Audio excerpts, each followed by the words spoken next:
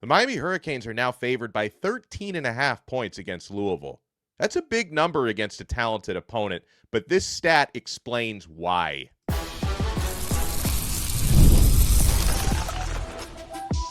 You are Locked On Canes, your daily podcast on the Miami Hurricanes, part of the Locked On Podcast Network, your team every day.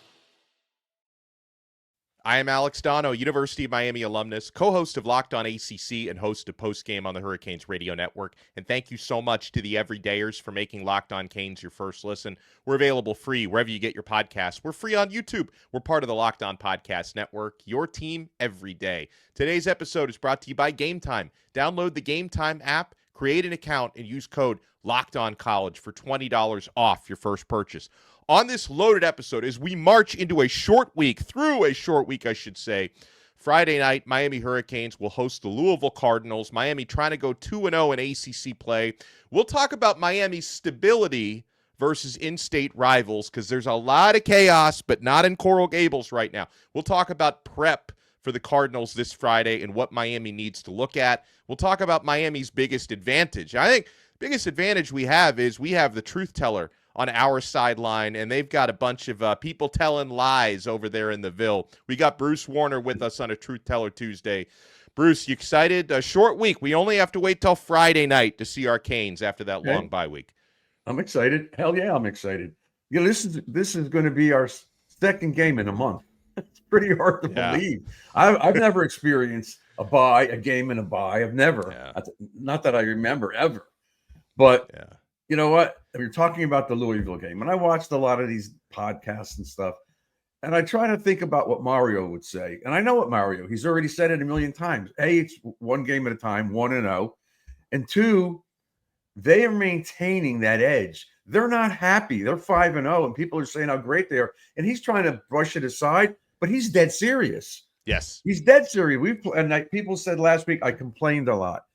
Call it what you want. I don't care what you people say. When you play 3 games that you lay an egg in an entire quarter 3 times, what was it? The third quarter for Notre Dame, the fourth quarter for Florida. Well, it was the third quarter for Florida, fourth quarter Notre Dame, and fourth quarter Florida State. And we strive for perfection. You know that this past week and this week coming up, they've worked on that. People have gotten yelled at and screamed at, and this can't be. And I do believe finally we're going to see JoJo Trader. I think he's going to get some action in this game. I think Lyle's going to get a little more action in this game. Yeah.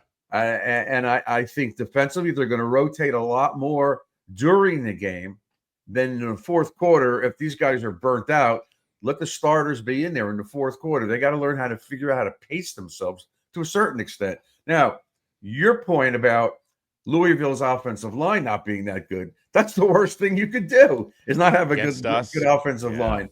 I mean, we pressured Castellanos all over the place. The fact that he's like a lightning bug, he makes everybody tired, including me when I'm watching him on the screen. He's like a pinball in a pinball machine, but he's not that great of a passer. They left a lot of points on the field probably. And I just think Miami's defense is going to really be jacked for this game. And a lot of people are saying this is the toughest game remaining on the schedule. I don't know about that, but one at a time. And I do think you told me the spread went up. I still think they're going to win by between 15 and 17 points. I think Miami is going to be focused from the beginning to the end this time around. Yeah, so I've been checking every day the FanDuel odds for this one, and it was Miami favored by 12.5 yesterday. I wake up this morning, and Miami is now favored by 13.5 at home Friday night against Louisville. And Bruce talked about Louisville's offensive line versus Miami's defensive line, and there are a couple of stats here that I think explain why Miami is basically favored by 2 touchdowns against a talented opponent. So Miller Moss, quarterback from Louisville, he's a very good passer, but he doesn't have the mobility of some of the quarterbacks Miami's already faced this year. I mean, Thomas Castellanos, Byron Brown at USF. Moss doesn't have that kind of mobility, and he has really struggled, Bruce, under pressure. He's thrown Moss 4 interceptions in his first 5 games. The touchdown to INT ratio is 7-4. 3 of his 4 interceptions have gone back for touchdowns. So 3 pick sixes. He's making poor decisions. And a couple of notes here from Pro Football Focus heading into this one. So Miller Moss, under pressure, has a 34.6 grade, which is awful. 34.6 out of 100. That's not guess a what's passing going to grade. happen Friday night? You don't think he's going to be under pressure? He's going to be under pressure on every drop back going up against Akeem Mesut or Ruben Bain. And, he does have, if they can keep the pocket clean, Louisville, big if, Miller Moss has a great grade of 87.4, but just a 34.6 under pressure. Miami, by the way, PFF graded 3rd nationally in pass rush. And Miami, Bruce, has also been 3rd in run stopping so far. I'm curious to see if Louisville can have much success on the run because they've got, one of the, on paper, better running back tandems in the country, Isaac Brown and Duke Watson. But since the offensive line has been so bad, and Brown and Watson have also been banged up. Now, they're also coming off a bye week, so this is probably the healthiest they're going to be since week 1. But Brown and Watson have struggled to consistently make plays behind their problematic offensive line. I think Miami's defensive front versus Louisville's offensive line is the primary reason why the Hurricanes are favored by so much in this game. Yeah, don't be surprised, though, based on what you just said, that those running backs are involved in the screen game because they might not get through the line of scrimmage, but if they get them out on the side, they could be one-on-one. If they break a tackle, they're going 10, 15 yards. So, listen, they're well coached. Yes. And they put up points, and they put on points against us last year. The year before that, they played us down here. But you know what? I just believe in our team, and I think we're going to road grade them with the offensive line. I think we're going to throw the ball a lot. I do. And I think we're going to take shots down the field. They say that Louisville's got a very good defense. I don't know if anybody matches up with our front 5. Those 5 guys are just so damn big. And then you got guys like Fletcher and Brown running behind that line. Those guys are not easy to bring down. And I think Lyle is another 2 weeks healthier. It's been a week and a half already since he played. So, is he like a little bit not ready, not game ready? Yeah, probably. But still, they're going to design plays to get him out and get him open and get him going. And again, I think we have Trader coming back. He may get, I don't know if he's going to play the whole game, maybe get 8 to 10 snaps. I don't know. I mean, listen, Jojo Trader, it could be doesn't play at all or plays 40 snaps. Like, who knows? Based on the way the season has gone, who knows? But I do expect Jordan Lyle to play more than he played last week. And I also think we're going to see number 3, Josh Moore. I think he's going to be back in there. It seemed like what happened to him, but he's good. So I think we're going to see more receivers getting involved, especially if you think they're shadowing Malachi or CJ. Listen, I trust Beck too. The bottom line is that you and I and all our fans want to see one thing. I want to see him play a complete game. If they play a complete game, nobody's going to catch them. Certainly not in the ACC. Nobody. We should blow these guys out and all the rest of the teams that everybody's worried about. SMU on the road, please. Nah. But one at a time, I'm going to follow Mario. I don't need to hear from him. Hey, Bruce, I thought I told you it's 1-0 every week. Because he did, but that's okay. And going back to what you're saying, those other teams in our state, woo, we're going to get to them. Wow, yeah. I have a comment or two about Norvell. But go ahead. I'm sure you do.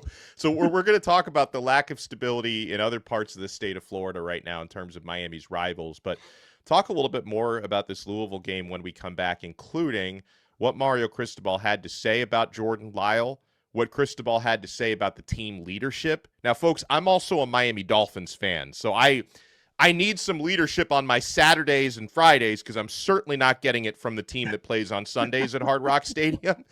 You want to keep it locked right here. It's a Truth Teller Tuesday. We got Bruce Warner with us, and we're only getting started on this brand new episode of Locked On Canes.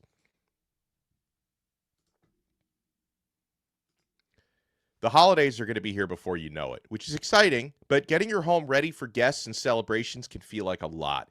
Maybe you serve where needs a refresh, or the guest room could use some new bedding. Wayfair has everything you need to get your home holiday ready, from Christmas trees and wreaths to bedding, cookware, and outdoor inflatables. It's your one-stop shop for every room in the house. Wayfair makes it easy to personalize your home for the holidays with huge selection for every style and budget. And with free and easy delivery, even on the big stuff, You can get everything you need without the hassle of huge delivery fees. We're going to be hosting Thanksgiving at our house next month, so we're going to be on Wayfair a lot, guys. I love how easy it is to find pieces that fit my style, more importantly, my wife's style and our budget. Everything in one place, and checkout is always a breeze at Wayfair. Get organized, refreshed, and ready for the holidays for way less. Head to wayfair.com right now to shop all things home. That's WAYFAIR.com. Wayfair, every style, every home. Oh, we're also proudly brought to you by FanDuel. College football and the NFL both in full swing, and FanDuel has an offer you do not want to miss. Right now, new customers can bet just $5 and get $300 in bonus bets if you win. That's right. Pick a bet, put down $5, and if it hits, you'll unlock $300 in bonus bets to use across the app. If you like Miami minus 13.5, or maybe you like Louisville plus 13.5, you can get all this action on FanDuel. I love how easy FanDuel makes it for so many ways to play. I've built parlays, I've tried player props, even follow the live lines during games. Folks, whether you're a casual fan or you love diving into the stats, FanDuel makes the game day experience so much better. So what are you waiting for? Visit FanDuel.com to download the FanDuel app today and get started. Thank you so much for making Locked On Canes your first listen. For your next listen, make sure to check out Locked On ACC. Kenton Gibbs and I will be talking more throughout the week about this Miami versus Louisville matchup. Friday night, 7 p.m. Make sure you note Friday night, so leave work a little early if you have to get up there or down there to Hard Rock Stadium and take in the action. We got the truth teller, Bruce Warner, with us. All right, so Bruce, sticking on Louisville's offensive line versus Miami's defensive line for a second. Louisville has given up already 13 sacks in their first 5 games. That's 111th nationally in sacks allowed, which is not very good. But your quarterback's not mobile, so that doesn't Exactly. help them at all. Yeah, I mean, how many times 2 weeks ago was Ruben Bain had Tommy Castellanos dead to rights, but because he's so shifty, he was able to escape the sack, right? I mean, flushing him out of the pocket is valuable in itself, but he couldn't finish a lot of those sacks. Right. I don't see Miller Moss getting away the way that little Tommy was. No, this is the guy who's mostly a throwing quarterback. Yeah. That's what he was at USC, and this is the wrong offensive line for a guy like that. It's just it is what it is. And now, can they run on Miami? I think they're going to have to try to run the ball with their backs, throw some screens, and let Moss maybe throw on first down or something like that where it's less expected. But second long and third and long, he's in trouble. I want to see Miami's offense play 4 quarters for the first time this season. I'm sorry, Mario, but I want to see him play like they do in the first. Usually they come out on fire. I want to see that in the latter part of the game. I just don't want to see them sputtering again. That's not a good sign. Win. Someone's going to catch up to you. Not an ACC team, but somebody in that playoff will. Yeah. So let's see if he could get him cranked up to play 60 minutes, maintain the same level of aggressiveness, the viciousness that they play with. We've seen some vicious hits. I've seen Torrey lay out guys. Whoa, has he been hitting people? But yeah, I want to see a complete game. I don't know what else to say. I'm not going to talk about matchups because I don't know their players in Louisville. Do I think they could stay with us? No, I don't think it. I think we should blow them out.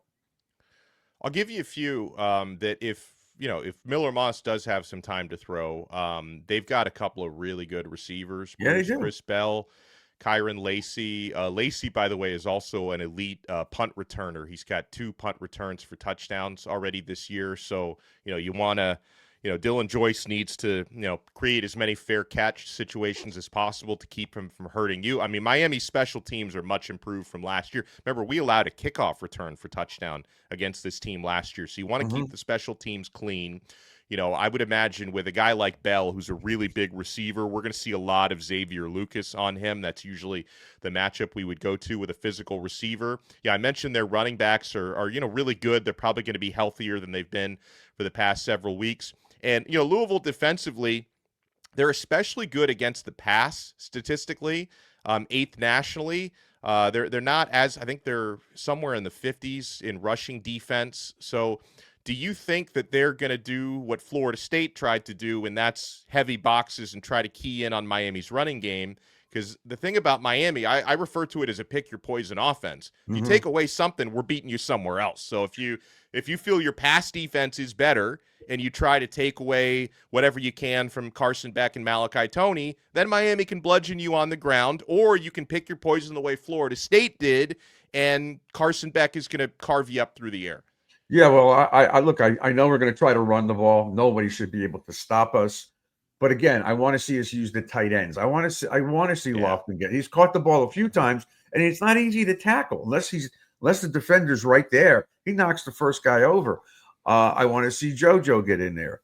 I want to see the backs catch balls out of the backfield. Shar Brown did that a couple of times in the Florida game, the USF game.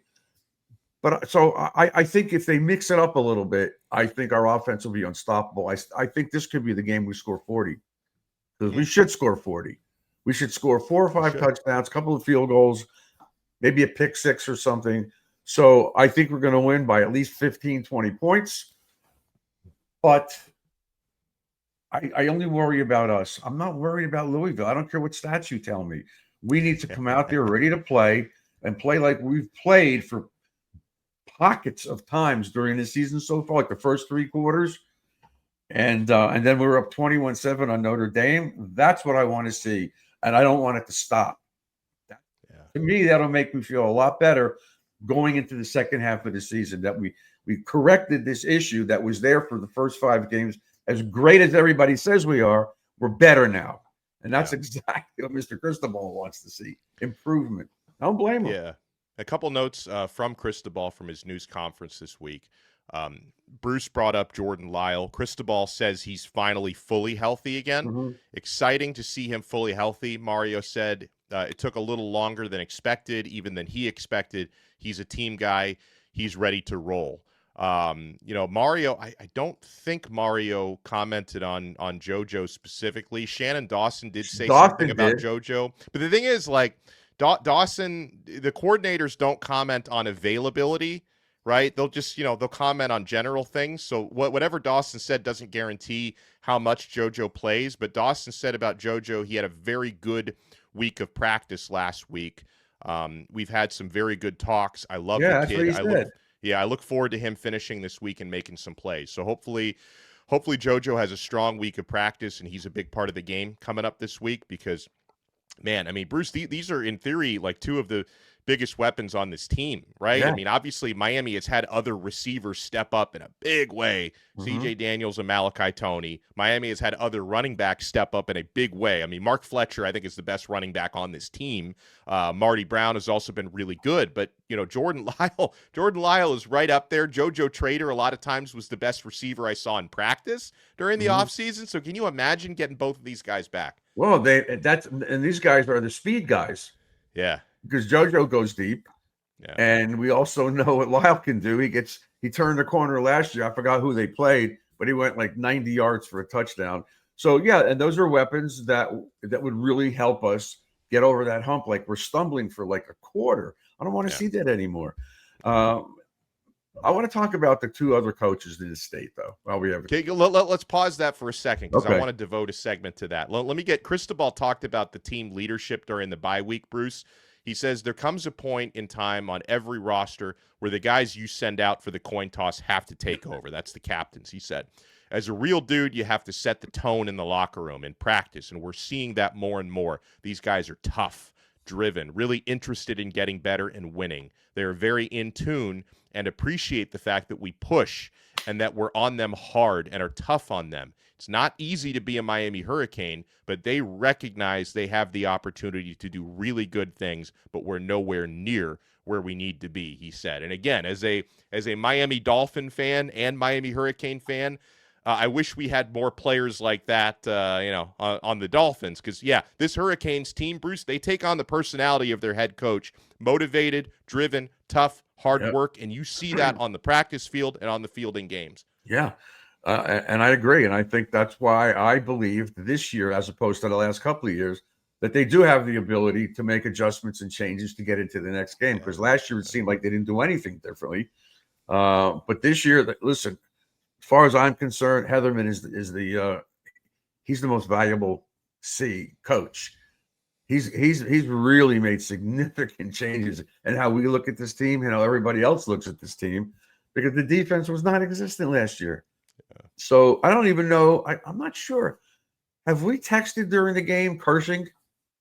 I don't know if we've cursed. No, it's been really like our conversations during games are like PG-13 this year. They were rated R. They were like NC-17 last year. They were.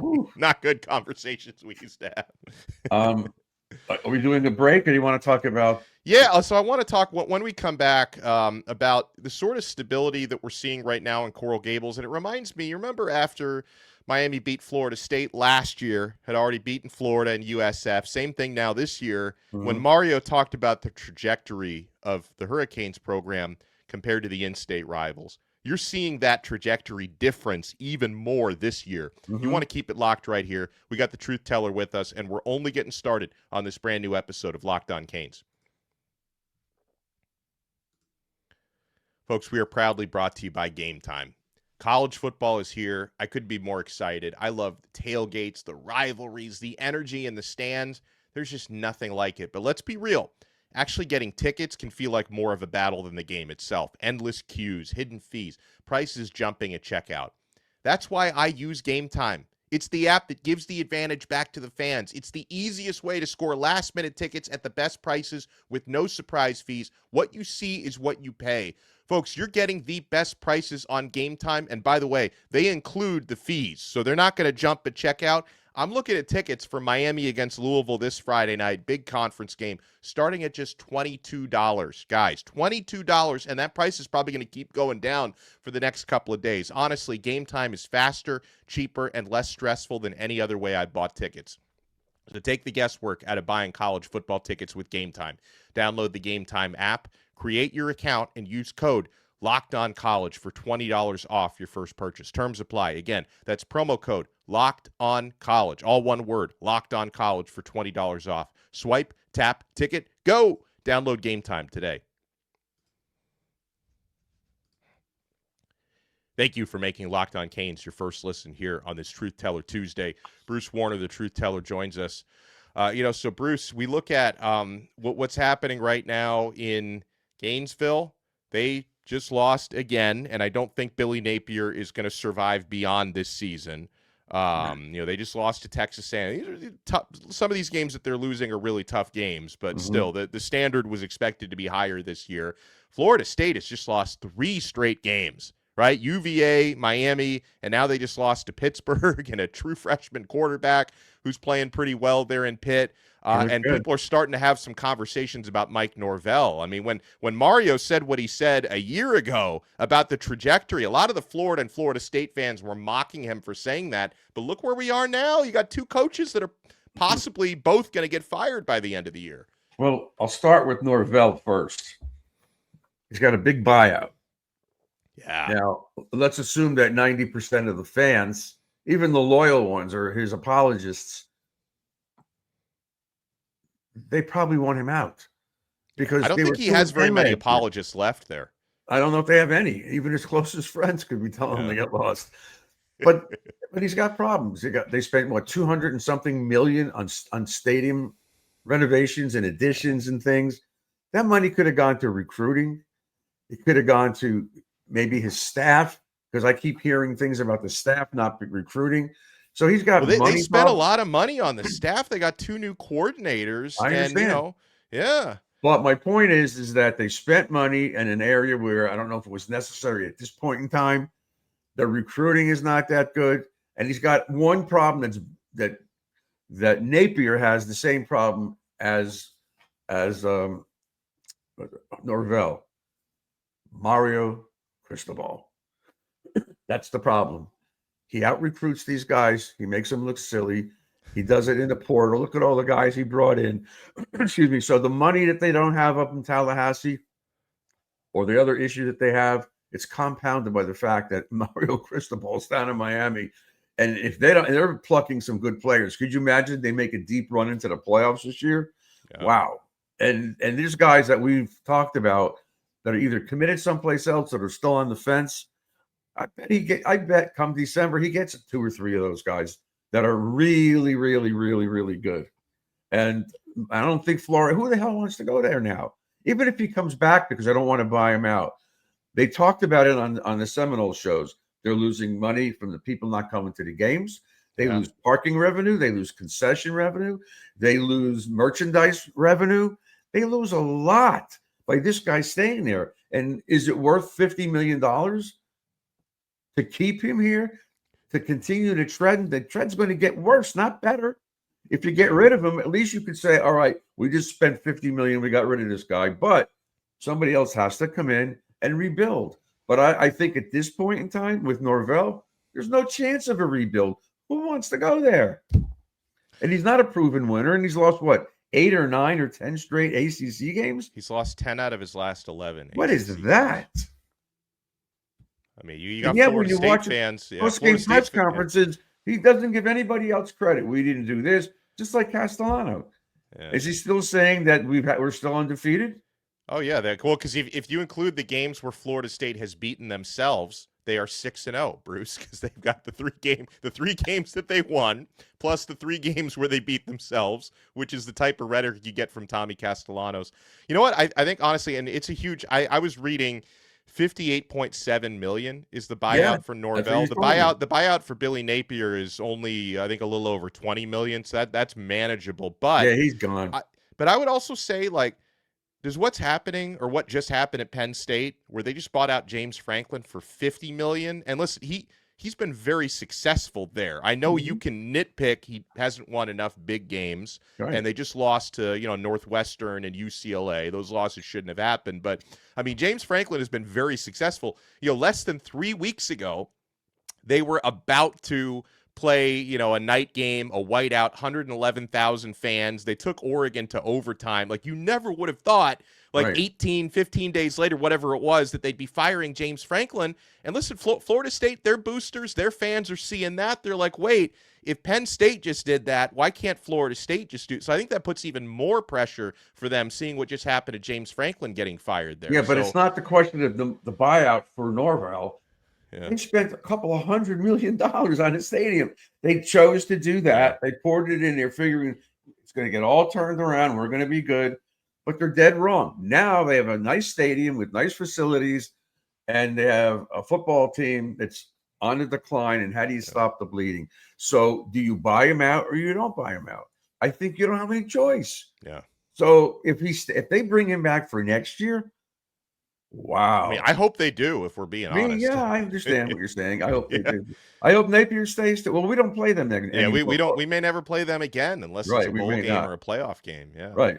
But I don't really care about them. Yeah. I'm with you. It's just kind of funny to see this. You look at the schedule, you say, Notre Dame, wow, that's a tough game. Florida, they're going to be really good. A lot of people picked them to a big year this year. Yeah. Florida State, well, they weren't that good last year, but it's still a rivalry game. And then USF, who thought? So them winning is helping us with our strength of schedule. Yes. But unless Ohio State loses, we're going to either be 2 or they're going to drop us even if we don't play. But now there's no breaks. So we either win and we stay where we are. Yeah, which I don't love that. Yeah, that we don't have any, we got 7, well, it could be 8. If we get to the ACC championship game, could be 8 consecutive weeks. I don't know what the playoff schedule would look like if that would be. We might play like 9-10 weeks in a row without a break, which is not ideal. But we can get a first. I expect a first round bye in the playoffs. I hope so. That'd be nice. I do. I expect. I just don't see anybody beating us. Yeah. Shouldn't. I mean, listen, man, you never know. I'll take the line from Castellanos. If Miami beats themselves, that's, I think, the only way that would happen. And it would have to be like for, I'd say 30 out of the 60 minutes we play like garbage for something like that to happen. But I just don't see it. I don't, unless somebody gets hurt, but I don't see it. Right. Yeah. So, we talk about, Florida State, they're starting to think about what it would look like to buy out Mike Norvell. And by the way, shout out to his agent, Jimmy Sexton, and the Alabama Crimson Tide, because the reason why his buyout is so big is because his agent linked him to the Alabama job, before they hired Kalen DeBoer. So that got him a big raise at Florida State, and now it's a $58.7 million buyout. So shout out to Bama for, making him a lot more expensive to fire. And then, USF, Bruce, who's having a great season, they might have a whole different problem because of how successful Alex Golesh is there. Yep. they're going to struggle to keep him because you Yes, they figure are. with Power 4 jobs coming open, somebody might. Golesh seems to be on track for a big Power 4 job. Like, how's USF going to keep him there? So they might become a victim of their own success. Yeah, I think if Florida State fires Norvell during the season, which I don't think it's going to happen. No. Maybe unless if he loses to Stanford this weekend, I don't think Florida State's going to lose that game, but it is a 10:30 p.m. game out west. Right. So, crazier things have happened. Yeah. If they lose that game, Norvell well against Cal. We were out in Cal. We played Cal last year. We were down 35-10. We were like half asleep for the game. Yeah. But, if they don't beat Stanford, I bet you Norvell's going to have to take his own exactly. Get a flight on a regular airplane because I don't think they're going to want him. He's got to take an Uber back from Palo Alto to Tallahassee. Either that or hire somebody to sit with him on the plane, and he's all shackled in so they can't throw him out the window or something. But you know what? I don't feel bad for them because those fans rip us constantly. What about we've had those Gator guys? I mean, and the Florida State guy, whatever his name is, always saying how great they are, that we're going to get killed. Yeah. They just don't. They need to look at the roster. The roster differences are immense. Right. They're immense. And I just don't see it changing that anytime soon. Now, if you lose Heatherman, if you lose Dawson, things could happen. Yeah, we got to hold on to them. But everything seems to be running smoothly. Yeah, well, we appreciate everybody for making Locked On Canes your first listen. Thank you, as always, to the Truth Teller for making our Tuesdays a little bit more fun, a lot more fun, I would say. And again, it's a short week. 7 o'clock this Friday against Louisville. By the way, they announced the kickoff time for Stanford the following week. I kept thinking that's going to be our first noon game. Yeah. No, Miami in primetime again. Miami is such a draw, Bruce. That's going to be a 7 p.m. game against Stanford. What channel? ESPN. We're not on the CW. We're on ESPN primetime. That's October 25th, Saturday, against Stanford. I know, and I won't be there because my wife's concert is that night in Aventura. So, but like I said to you off the air, she does not want me sitting there in the fifth row, looking at my phone, watching the score, and saying, "Jesus Christ, what the hell's the matter with you?" And all of a sudden, I realize I'm screaming and yelling. Yeah. Or the F-bombs that I use. I have to be real quiet. So I won't text you. They're not going to beat us. I'm not worried. Not in the least. I wouldn't. I mean, if Stanford beats us, we have big problems on it. If they beat us in Hard Rock, we have big problems. Thank everyone so much for making Locked On Canes your first listen today. Make sure to smash that like button, subscribe. Make sure to make Locked On ACC your next listen. We're all available free: Apple Podcasts, Spotify, YouTube, wherever you get your podcasts. We'll talk to you again next time on another episode of Locked On Canes, where it is all about the U, right here on the awesome Locked On Podcast Network. Your team every day.